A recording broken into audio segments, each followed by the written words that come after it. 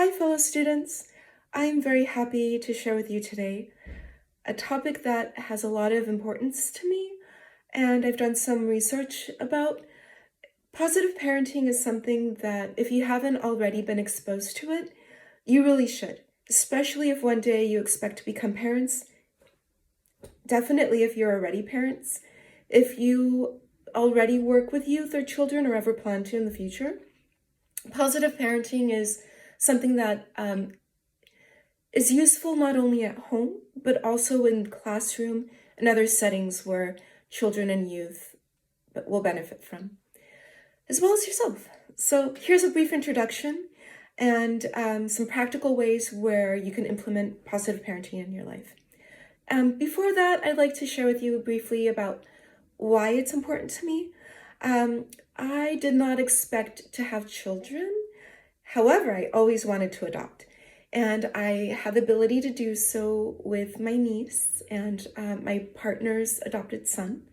And I'm very happy to say that although I didn't have these skills in the moment prior to adopting, they came in super useful and were very easy to implement as soon as I started getting into it. And it's an exciting topic, especially if you're someone who's interested in equality and democracy, in the ability to contribute towards youth justice and creating a better, positive world around you.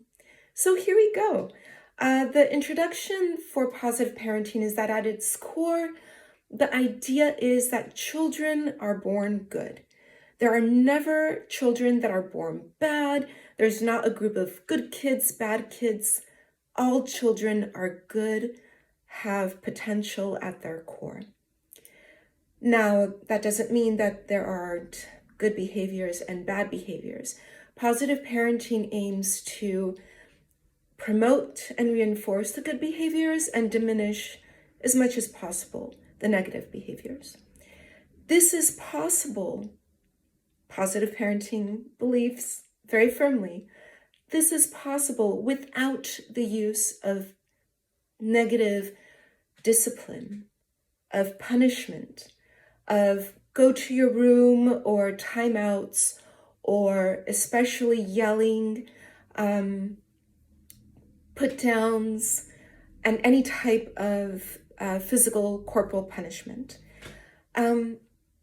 Children need to have in their lives to be able to increase the positive behaviors are good modeling, good set of rules that are consistently reinforced at a young age, preferably, taking time for training, having family meetings on a weekly basis, preferably, having a very positive relationship with the child, and that doesn't mean like never having arguments or fights or upsets. That's natural, it's going to happen. However, the idea of when there is rupture, to create repair consistently so a child knows to expect that, yeah, we're going to butt heads, but then my parent is always going to come back offering ability for repair. So that creates the ability to have a more positive relationship with the child, and the ability for a child's brain to be more in a mind frame that is open to learning.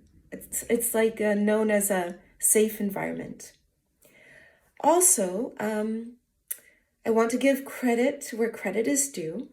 So this work isn't anything new. It was early on presented and popularized by ideas and theories by Alfred Adler and Rudolf Dreikes, came to the US around the 1920s and 30s.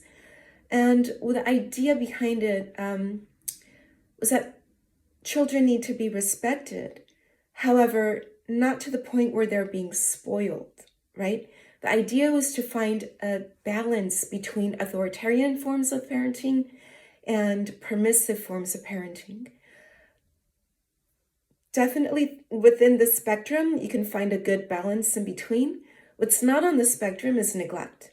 So we won't even go into that. If you're neglecting a child, that is not even parenting. So what's harmful to a child is to go back and forth, right, between authoritarian, permissive styles, and or neglect, right? The goal is to be able to have a set of clear expectations, rules, and boundaries. Open communication that is kind and firm. Now, there's a plethora of audiobooks, which I definitely made use of, that I would love to share with you, as well as online you can find really great YouTube. I definitely recommend Dr. Paul and Vicki Jenkins. They do a great job in presenting topics around positive parenting that you'll never get tired of hearing and you'll always want to go back to. There's also really great books such as Positive Parenting Tools, Positive Discipline for Teenagers, if you've got a teenager in your life or work with teens. There's also, I have a couple here, Positive Discipline Parenting Tools. I believe this is the one I was talking about. It's Jane Nelson and Mary Nelson and Tamborowski. Probably pronounced that wrong, but hopefully you'll be able to look that up.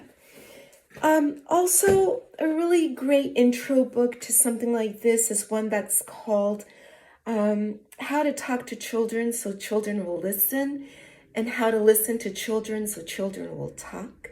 It's really great for just creating that basic foundation for developing that type of relationship with the child that you will need in forming this type of positive parenting structure.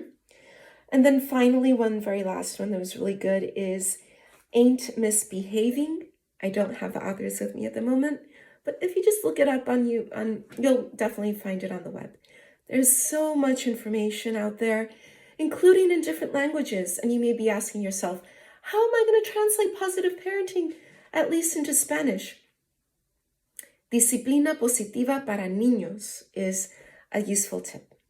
Okay, that's it. Thank you so much for your time. Good luck.